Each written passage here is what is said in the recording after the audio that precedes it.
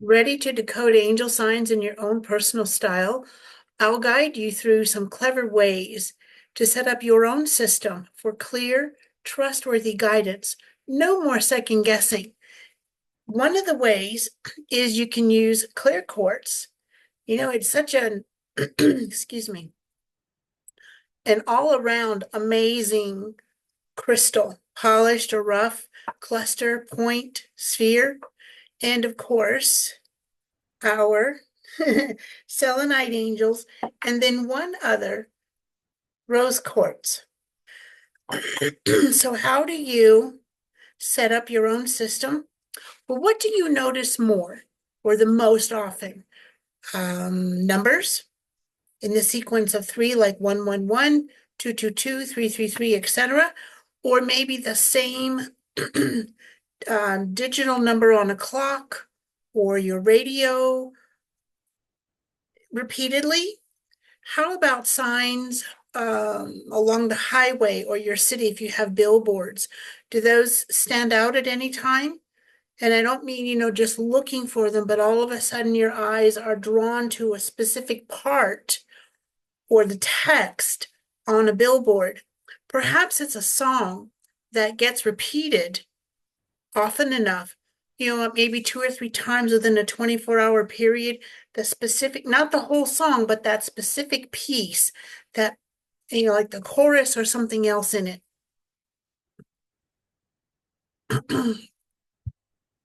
You can, still getting over the crud, okay? So you can ask for feathers. You can be like so super specific. Now, the more specific you are, like color details or a feather from a specific kind of bird, whether it's in your area or not, the length, how many will take time. Now, what you can ask for, well, you can ask for anything you want, of course. So when it comes to feathers, for example, you can ask for 5 feathers. Now they can be any combination, white, whatever color feathers come in, size, and that's a sign that your angels are near you. They want your attention, or it's just kind of a remember we're here to help you kind of thing. Now, what would you use these for? These crystals. When you're in your sacred space, you can I'm just connecting with my guides to be more clear about this. So just bear with me for a moment if you don't mind. So we use clear quartz, and you can be in your sacred space and you can just hold it in your left hand, even if you're left-handed, because energy comes in the left and out the right. Okay. So, and this is how I'm holding it, with the termination or the point facing upwards or away from me. So the terminations, and even on a rose quartz, may be easier to see. Okay. The energy comes in, it's attracted, it's like a laser beam.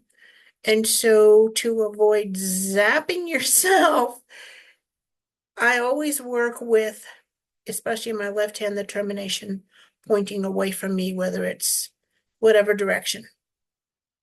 So you can just have your hands in your lap. If I had my hands in my lap, you wouldn't be able to see them.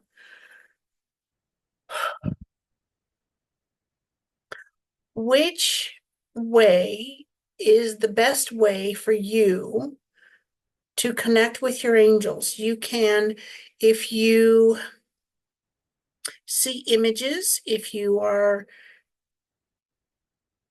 working with dreams, you can ask your angels to please be clear with their messages so that you can easily recognize and understand the messages. So let's do dream work for just a minute.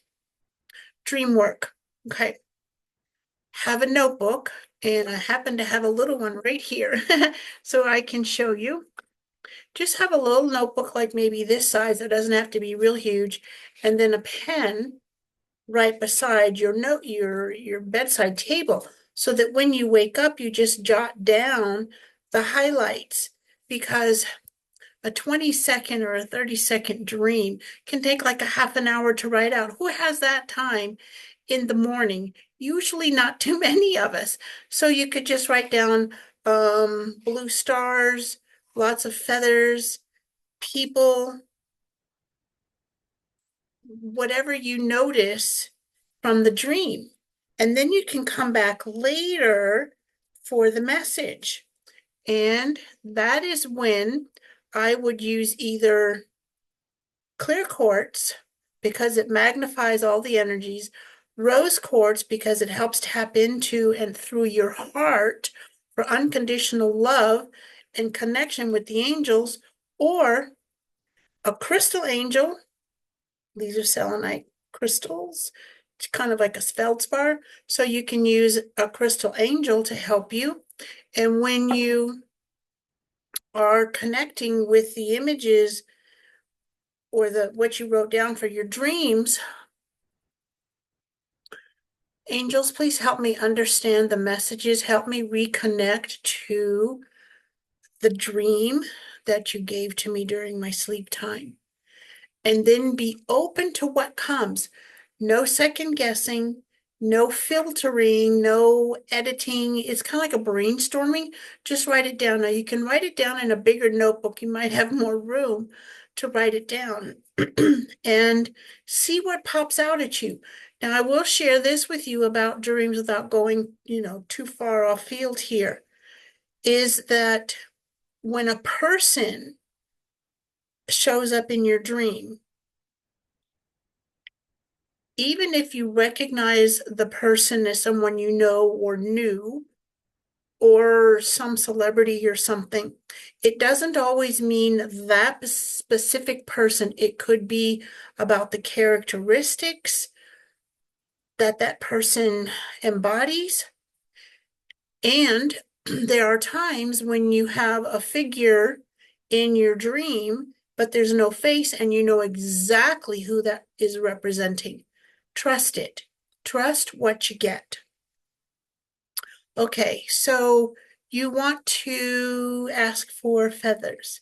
So now if you're not home or not in your sacred space, you're out and about and whatnot, and you say, okay, I really need some help with this thing, to buy this, to invest in that, or, whatever, okay? Connect mentally, calm your breath just a little bit, and say, angels, help me know in a way that is easily recognized that I can trust about this decision that is in front of me. Okay, that wasn't really about feathers. Okay, so you can still ask for, you're in a sacred space and you're holding on to one of your crystal angels. Whenever you are near me, please show me 5 feathers. Now, be open to how the feathers show themselves. Sure, it could be feathers in a clump or a trail on the ground, actual physical feathers. Or it could be in a painting, on a book cover. It could be embroidered on someone's jacket or t-shirt or something, or silk screened onto a t-shirt.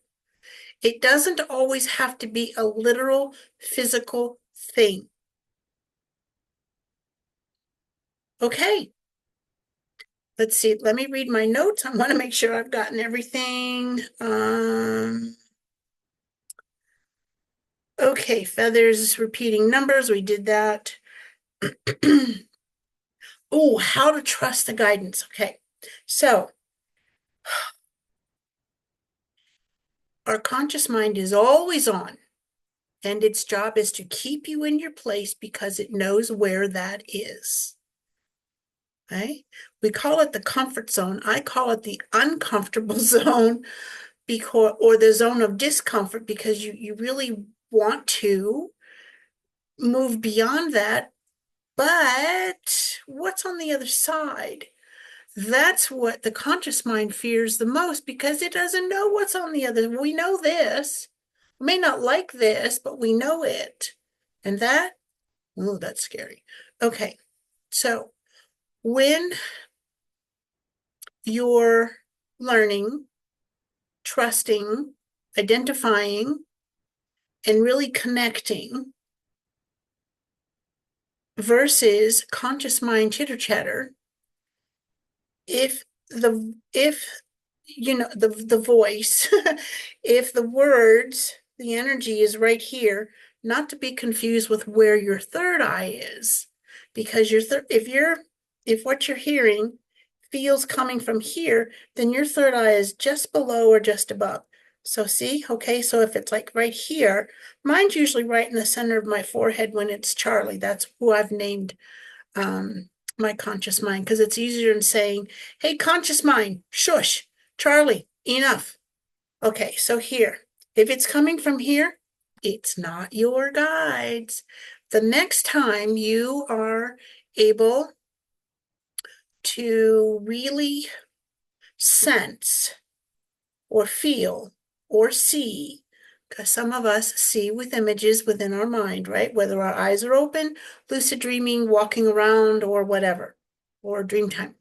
So the next time you absolutely know you've just gotten an intuitive hit, where is it? Mine is always in the center of my head. Now, some people have it behind one ear or the other. It could be the base of the neck. It could be over here, anywhere. That's where your guides are coming through.